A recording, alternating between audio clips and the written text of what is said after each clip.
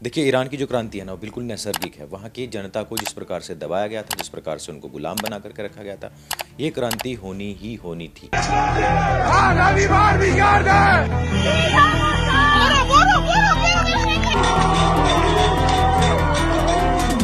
लेकिन क्या यह क्रांति उतनी ही नैसर्गिक है जितनी कि हमें लग रही है? मुझे नहीं लगता है कि उतनी नैसर्गिक है जितनी कि यह पूरी दुनिया को लग रही है। और इसके पीछे जो सबसे बड़ा हाथ है वो अमेरिका का बताया जा रहा है। और अमेरिका में भी इलॉन मस्क का जो स्टारलिंक है उसका जो लिंक सामने आया है ना, इससे पूरी दुनिया को भयभीत होने की आवश्यकता है। भयभीत नहीं होंगे तो बचाव नहीं करेंगे और फिर उसी प्रकार की घोषणाएं हो जाएंगी जिस प्रकार से नरेंद्र मोदी जी ने पिछले दिनों की थी कि हम तो स्टारलिंक को हिंदुस्तान लेकर के आना चाहते हैं। आज हम बात करेंगे स्टारलिंक है क्या, स्टारलिंक किस प्रकार से भारत के लिए नुकसानदेह हो सकता है और न केवल भारतवर्ष के लिए बल्कि पूरी दुनिया के लिए नुकसानदेह बन सकता है। अब सबसे पहले हम समझते हैं कि स्टारलिंक है क्या। आपने देखा होगा कि जियो एयर फाइबर करके एक इक्विपमेंट आता है जिसको आप छत पर लगा लीजिए और वहां से आपके घर के अंदर हर जगह पर वाईफाई रहेगा। अगर आपके 3-4 ऊंचे फ्लोर हैं तो आप एक्सटेंडर लगा लीजिए हर फ्लोर के ऊपर और वह जो रेंज है आपके वाईफाई की बदस्तूर इसी प्रकार से जारी रहेगी। लेकिन इसका जो प्रोसीजर है वो टावर्स के माध्यम से होता है, जो हमारे क्षेत्रों में टावर लगे होते हैं। अब जरा सोचो कि आप हिमालय की चोटियों पर हों या फिर समंदर के बीचों बीच हों और वहां जहां पर कोई टावर ना हो और वहां पर भी आपको 5G स्पीड मिल जाए, ये हिंदुस्तान जैसे देश के अंदर तो असंभव है। लेकिन इलॉन मस्क ने इसको सच करके दिखा दिया है और इसी प्रोजेक्ट का नाम है स्टारलिंक। लेकिन यहीं पर मैं आपको रोकना चाहता हूं कि जिस तकनीक ने ईरान के अंदर वहां की सरकार की नाक में दम कर रखा है और जो अब ग्रीनलैंड जैसी जगहों पर भी अपनी मिलिट्री का हथियार बना रहा है, उससे भारत सरकार को क्यों डरना चाहिए? क्या स्टारलिंक सिर्फ इंटरनेट है या फिर दुनिया पर डिजिटल कब्जे की एक तैयारी है? इसी पहलू को समझने की सबसे ज्यादा आवश्यकता है। सबसे पहले आसान भाषा में हम समझते हैं कि आखिरकार ये स्टारलिंक है क्या। अभी जो हम इंटरनेट यूज कर रहे हैं वो जमीन के नीचे बिछी हुई जो फाइबर केबल्स होती हैं और मोबाइल के जो टावर्स होते हैं उनके माध्यम से हमें मिलता है। लेकिन स्टारलिंक का जो खेला है वो इससे बियॉन्ड जाकर के खेला जाता है। इलॉन मस्क ने पृथ्वी के आसपास में बहुत लो अर्थ ऑर्बिट के अंदर हजारों छोटे छोटे सैटेलाइट्स का एक जाल बिछा दिया है। आपको बस अपनी छत के ऊपर एक छोटा सा डिश एंटीना लगाना है और डिश सीधे स्पेस से सिग्नल कैच करता है, यानी कि ना कोई टावर होगा, ना कोई केबल होगी और ना ही कोई फाइबर लाइन होगी। सीधे स्पेस से इंटरनेट लिया जाएगा। आपने अक्सर कर आतंकवादियों को सैटेलाइट फोन यूज करते हुए देखा होगा ना, आप बस वैसे ही समझ लीजिए कि जैसे सैटेलाइट फोन को कोई ट्रैक नहीं कर सकता क्योंकि वो टावर से नहीं बल्कि सीधे सैटेलाइट से जुड़े होते हैं। यहां पर भी इंटरनेट सीधे सैटेलाइट से ही जुड़ा हुआ मिलेगा। अगर तकनीकी रूप से देखा जाए, अगर इसको तरक्की के रूप से देखा जाए तो आपको बहुत जबरदस्त आइडिया लगेगा। और बहुत सारे हमारे साथी हैं जिन्होंने कहा था कि भाई स्टारलिंक को इंडिया में आना चाहिए क्योंकि फाइबर लाइन जितनी बिछी हुई है सब की सब घटिया हैं और कहीं ना कहीं कुछ ना कुछ ग्लिच आता ही है, जिससे कि हमें अपनी स्ट्रीमिंग में, हमारे काम में बहुत सारी प्रॉब्लम्स फेस करनी पड़ती हैं।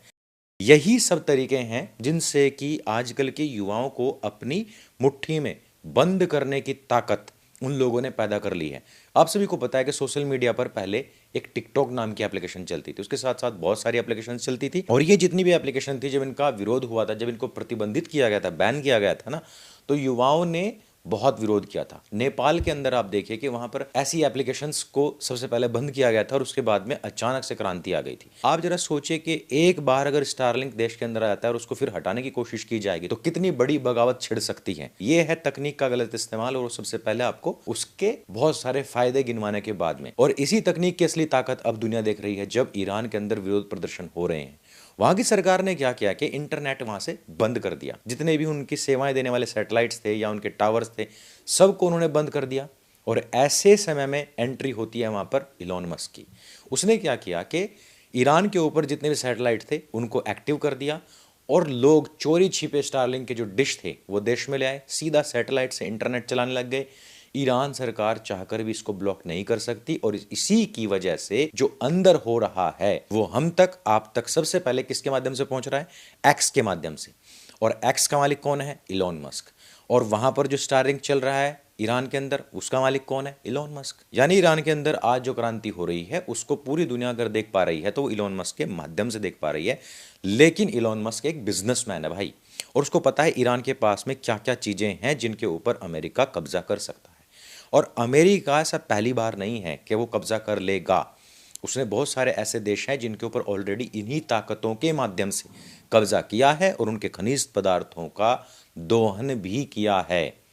अब तो आप समझ गए होंगे ना कि ये जो स्टारलिंक है ये किसी भी देश की सेंसरशिप को तोड़ सकता है।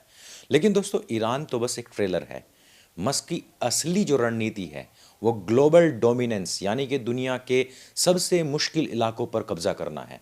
इसका सबसे ताज़ा उदाहरण आप अभी देख सकते हैं जो ग्रीनलैंड में हुआ है। ये जगह अमेरिका और रूस के बीच बहुत अहम मिलिट्री पॉइंट है। यहाँ फाइबर केबल बिछाना मुश्किल ही नहीं बल्कि नामुमकिन है। स्टारलिंक वहां अब सिर्फ आम लोगों को नहीं बल्कि अमेरिकी मिलिट्री बेस और रिसर्च सेंटर को भी डाटा दे रही है। यही हाल यूक्रेन में भी हुआ था। जब युद्ध में सारे टावर्स उड़ा दिए गए थे रूस के द्वारा तो पूरी यूक्रेनी सेना स्टारलिंक के भरोसे लड़ रही थी। रणनीति एकदम साफ है। मस्क दुनिया को एक ऐसी आदत डालना चाहता है कि चाहे युद्ध हो, बर्फबारी हो, जंगल हो, बाढ़ हो, आपको आपके पूरे देश को कम्युनिकेशन के लिए स्टारलिंक पर पूरी तरीके से निर्भर होना ही पड़ेगा। अब सवाल यह है कि जिस तकनीक ने यूक्रेन को बचा लिया है उसी से भारत सरकार को क्यों सतर्क रहना चाहिए। यूक्रेन बचा है या उसको बचाया गया है और उसको बचा करके क्या हित साध्य होंगे रूस के खिलाफ अमेरिका के या फिर पूरे के पूरे यूरोप के, उसके ऊपर हम चर्चा नहीं करेंगे। लेकिन हमें यह बात समझने की आवश्यकता है कि हिंदुस्तान को क्यों सतर्क रहने की आवश्यकता है। इसके पीछे दो बहुत बड़े कारण हैं। पहला कारण है राष्ट्रीय सुरक्षा। भारत सरकार का नियम है कि देश का जो डाटा है वो देश के अंदर ही रहना चाहिए और देश का डाटा चोरी हो रहा था इसीलिए चाइनीज एप्लीकेशंस को बैन किया गया था। लेकिन स्टारलिंक का डेटा सीधे अमेरिकन सैटेलाइट के जरिए ट्रैवल करता है और कहां पहुंचता है? अमेरिका में। अब जरा सोचिए कि कोई आतंकवादी पाकिस्तान की सीमा पर स्टारलिंक का इस्तेमाल करके बात कर रहा हो तो हमारी सुरक्षा एजेंसियां उसको ट्रेस ही नहीं कर पाएंगी। अब जरा सोचिए कि उनका कोई हैंडलर हिंदुस्तान के अंदर बैठ करके स्टारलिंक के माध्यम से बात कर रहा हो तो भी हमारी जो जांच एजेंसियां वो उसको ट्रैक नहीं कर पाएंगी क्योंकि वो लोकल नेटवर्क को पूरी तरीके से बाईपास कर रहा है। यह देश की सुरक्षा में एक बड़ा ब्लाइंड स्पॉट बन जाता है। दूसरा कारण है बिजनेस वॉर। भारत के अंदर जो भारतीय कंपनियां हैं जैसे कि जियो है, एयरटेल है, ये सब कैसे नेट प्रोवाइड करवाते हैं? ये करते हैं कि सरकार से वो स्पेक्ट्रम की बोली लगती है ऑनलाइन, फिर वो स्पेक्ट्रम को खरीदते हैं और ये सरकार को अरबों रुपए का रेवेन्यू बना करके देते हैं। वहीं दूसरी तरफ स्टारलिंक चाहता है कि उसे स्पेक्ट्रम बिना नीलामी के ही मिल जाए और उसके बदले वो हिंदुस्तानियों से एक मोटी रकम वसूले ताकि हम उसका इंटरनेट यूज कर सकें। अगर ऐसा हुआ तो ये विदेशी कंपनी बाजी मार लेगी और हमारी जितनी विदेशी कंपनियां हैं उनको भारी नुकसान होगा, वो एकदम से ढह जाएंगी। तो दोस्तों यहां पर चिंता एकदम साफ है। स्टारलिंक तकनीक के रूप में एक चमत्कार है जो उन गांवों के लिए वरदान हो सकता है जहां पर अभी तक नेट नहीं पहुंचा। लेकिन एक संप्रभु देश होने के नाते भारत अपनी सुरक्षा अपने कानूनों के साथ में समझौता नहीं कर सकता, ना ही उसे करना चाहिए। फिलहाल सरकार और स्टारलिंक के बीच में बातचीत तो चल रही है। आपको क्या लगता है कि क्या भारत में स्टारलिंक को तुरंत मंजूरी मिलनी चाहिए या फिर सरकार की सख्ती सही है या फिर इसके ऊपर भी कोई रेगुलेरिटी लागू होनी चाहिए? अब समझते हैं कि क्या भारत में अमेरिका इस तरह का हस्तक्षेप कर सकता है। वैसे तो इलोन मस्क और ट्रंप अक्सर जॉर्ज सोरोस के खिलाफ बहुत बोलते हैं, लेकिन वो कब जॉर्ज के भारत को अस्थिर करने वाली रणनीति पर चल पड़ेंगे इस बात से कभी भी इनकार नहीं किया जा सकता। इसी बात को अब इस पहलू से समझते हैं कि कैसे अमेरिका ने भारत के चारों तरफ स्थित जितने भी देश हैं उनकी सरकारें ठीक उसी तरीके से वोट चोरी के पैटर्न में फंसा करके गिराई हैं जिसका हल्ला आजकल भारत में मचा हुआ है। स्टारलिंक का खतरा सिर्फ जासूसी तक सीमित नहीं है बल्कि अमेरिका के सरकार गिराने यानी कि रेजिम चेंज करने के पुराने मॉडल से भी जुड़ा हुआ है। इतिहास इस बात का गवाह है कि जब भी कोई देश अमेरिका के इशारों पर नहीं नाचता है तो वो अक्सर वहां पर वोट चोरी या चुनाव धांधली का आरोप लगा करके सरकार को बदल देता है। इसका सबसे बड़ा उदाहरण आप बोलीविया को ले सकते हैं। 2019 में वहां पर क्या हुआ था? वहां दुनिया का सबसे बड़ा लिथियम भंडार है जो टेस्ला की बैटरी के लिए सबसे ज्यादा जरूरी है। जब वहां के राष्ट्रपति ईवा मोरालेस ने देश के संसाधन सस्ते में देने से मना कर दिया था ना अमेरिका को, तो जीत होने के बावजूद उनके ऊपर चुनाव में धांधली का झूठा आरोप लगा करके तख्ता पलट कर दिया गया था। बाद में कई सारी रिपोर्ट्स ने इस बात को माना कि चुनाव सही थे, लेकिन तब तक वहां अमेरिका की पसंद की सरकार बन चुकी थी और उसके बाद में वहां पर टेस्ला ने जिस प्रकार से अपना बिजनेस स्टार्ट किया वो आज भी सर्च करके आप देख सकते हैं। यही खेल वेनेजुएला में भी तेल के लिए खेला गया। वहां पर चुनाव को फर्जी बता करके सरकार को अस्थिर कर दिया गया है और यह मामला अभी चल ही रहा है। अब अगर इसी तरीके से देखा जाए तो चाहे अफगानिस्तान हो, पाकिस्तान हो, श्रीलंका हो, फिर बांग्लादेश हो, चाहे फिर वो भूटान हो, चाहे इधर म्यांमार हो, हर एक देश के अंदर अमेरिका का इसी प्रकार का हस्तक्षेप चल रहा है। अब इन डॉट्स को कनेक्ट कीजिए। अगर भारत का इंटरनेट स्टारलिंक जैसी विदेशी कंपनियों के कंट्रोल में चला जाता है तो चुनाव के समय फर्जी नैरेटिव फैलाने और देश को अस्थिर करना उनके लिए कितना आसान हो जाएगा। यही वजह है कि भारत अपनी डिजिटल आज़ादी को लेकर के अभी तक इतना सख्त रहा है, क्योंकि आज की दुनिया में गुलाम बनाने के लिए सेना की आवश्यकता नहीं है, फौज भेजने की आवश्यकता नहीं है, हथियारों की आवश्यकता नहीं है दोस्तों। बस उस देश का जो कम्युनिकेशन है उसको आप हाईजैक कर लीजिए। नेपाल के अंदर जो जैनजी ने किया ना, उसके पीछे यही कुछ कारण थे। अब कुछ लोग कहते हैं कि उसके पीछे चाइना ही था, कुछ लोग कहते हैं कि उसके पीछे अमेरिका ही था। वो रिसर्च के विषय हो सकते हैं, लेकिन मैं बस यहां पर यह कह रहा हूं कि किसी देश की जनता को हाईजैक करने का कितना आसान तरीका बन चुका है ये। अब सोचिए अगर यही विदेशी ताकतें भारत की एक बड़ी आबादी को यह यकीन दिलाने में कामयाब हो जाएं कि देश के अंदर जो भी कुछ हो रहा है वो गलत है, वोट चोरी हो रही है, आप लोग जहां वोट डालते हैं वहां पर वोट जाता ही नहीं है, तो फिर क्या होगा? ये एक बहुत बड़ा और गहरा जाल है। अगर करोड़ों लोग अपने ही चुनाव आयोग और लोकतंत्र के ऊपर भरोसा करना बंद कर देंगे तो देश में एक सिविल वॉर हो सकती है। लोग सड़कों पर आ जाएंगे, सड़कें जाम कर देंगे, संसद हो, न्यायालय हो, इन सब को जला भी सकते हैं। और उसके बाद में अगर कोई भी सरकार जाती है या सरकार के लोगों के ऊपर हमला होता है तो यहां पर कौन सरकार बैठाई जाएगी? वही लोग बैठेंगे जो अमेरिका के टट्टू होंगे और वही कार्य किए जाएंगे जो अमेरिका चाहती है।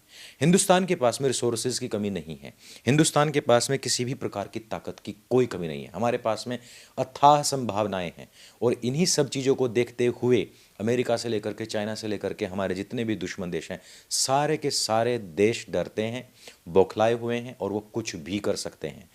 चाइना की एप्लीकेशंस के बारे में इसलिए बता रहा हूं क्योंकि आपको पता होगा कि एक बार ना लोन स्कैम हुआ था और वो लोन स्कैम की एप्लीकेशंस ने लोगों के जो पर्सनल फोटोज थे और उनकी डिटेल्स थी वो तलक चोरी कर ली थी। अब आप जरा देखिए कि उसके बाद में कितने लोगों ने आत्महत्या की है। तो बहुत बड़ा विषय है, अगर उसको हम कभी अगर कवर करने लग गए तो बहुत लंबा टाइम बीत जाएगा। यही सब चीजें आप जरा इमेजिन कीजिए कि अमेरिका अगर कर दे तो जब भारत अंदर से टूट रहा होगा तभी अमेरिका और पश्चिमी देश लोकतंत्र बचाने के नाम पर यहां दखल देंगे। वो आर्थिक प्रतिबंध, सैंक्शंस का डर दिखा करके या अंतर्राष्ट्रीय दबाव बना करके सत्ता की बागडोर किसी ऐसे व्यक्ति के हाथ में ही देंगे जो उनकी कठपुतली होगी, जो वाशिंगटन के इशारों पर नाचेगा। यानी वो बिना बॉर्डर पर एक भी गोली चलाए सिर्फ और सिर्फ भ्रम फैला करके भारत को अपने कंट्रोल में ले सकते हैं। इसलिए विदेशी संचार तकनीक पर आंख मूंद कर कभी भरोसा नहीं करना चाहिए। टेक्नोलॉजीज आती रहेंगी, जाती रहेंगी, हमारा काम होता आया है, होता रहेगा। हम ये तो कह सकते हैं कि हमारी सरकार इस मामले में, इस बारे में अपने आप को और अधिक एडवांस करे, लेकिन हम ये नहीं कह सकते कि हम किसी अन्य देश के ऊपर पूरी तरीके से निर्भर होकर बैठ सकते हैं। मेरा गला थोड़ा सा खराब है, कल भी बहुत सारे लोगों ने शिकायत की थी, लेकिन मुझे लगा कि इस विषय के ऊपर बोलना चाहिए क्योंकि हिंदुस्तान के अंदर हम लोग भी, मैंने भी वीडियो बनाया और मैंने भी कहा कि भाई ईरान के अंदर बहुत अच्छा हुआ है, बहुत अच्छा हुआ है, वास्तव में बहुत अच्छा हुआ है, लेकिन जो फोर्सेस उसके पीछे खड़ी हुई हैं उनके ऊपर हम भरोसा नहीं कर सकते। तो इस वीडियो में सिर्फ इतना ही। अगर ये वीडियो आपको अच्छी लगता है, जानकारी से भरपूर लगती है, इसको सबके साथ में शेयर अवश्य करें और ये आपका अपना प्लेटफॉर्म है, इसको स्वयं भी सब्सक्राइब करें और अपने मित्रों से भी अवश्य करवाएं। मेरे संग बोली सत्य सनातन वैदिक धर्म की जय। जय हिंद, वंदे मातरम।